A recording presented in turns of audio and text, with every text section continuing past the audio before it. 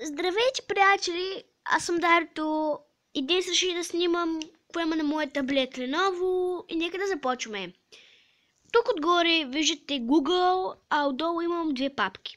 Първата ми папка е Games. Това са игрите ми. Това е Explore, която е абсолютно съща като Minecraft, Subway Surf, Sonic Dash и Thank You My Tom. Thank You My Tom е...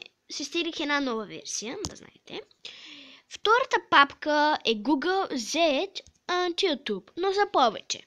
Имам търсене, Google, класово търсене, Z, ще ви обясня какво е, YouTube, DZ също ще ви го обясня какво е, Google Play и Mobizen също ще ви обясня какво е после. Така, нека да влезем в приложенията ми. Така. Имам галерия, гласово търсене, диск, електронна поща, която не използвам, звукозаписвач, изтегляния, календар, калкулатор, камера, карти, контакти, музика, настройки за Google, преводач, търсене, часовник, a bucket hunter story, home, приложение, което изчиства вируси и ненужна памет. Deezer е приложение, което ти дава безброй много музика, която може да си свалиш безплатно. Сега ще влезем да ви покажа. Значи, тук имам моята музика. Влизате в Home. Тя директно тук ще ви изпрати. И тук имате Justin Bieber. Ето тук горе това.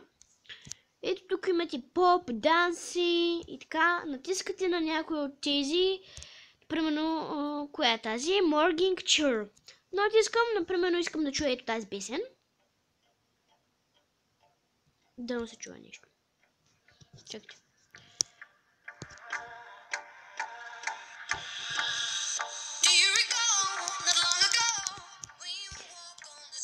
Тази.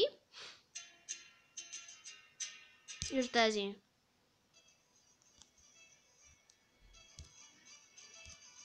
Така, нека да видим тази. Да. И ако искате, натискате на тези. И тук пише Unto Playlist, Unto Favorite Tracks и други. Натискате Playlist и директно отива там. Така. Следващото е Explore. Обясни какво е. Facebook, Mail, Google, Google Play Magazine, Google Plus, Android, Lenovo Tab 7. Това приложение също да се изчиства вируси, не знам, дойде заедно с таблета. Mobizen е приложението, което снима в момента. MyTom, радио, проигра, музика и Pavilion не ги ползвам. Charet, не знам какво е. Sonic Dash, Subway Surf, Shinty, HD, YouTube и Z. Това са моите приложения. Надявам се видеото да ви е харесало по някакъв начин. Ако е така, дайте палец нагоре, добавете няколко коментари, да. Това от мен, аз бях Дарито и до скоро.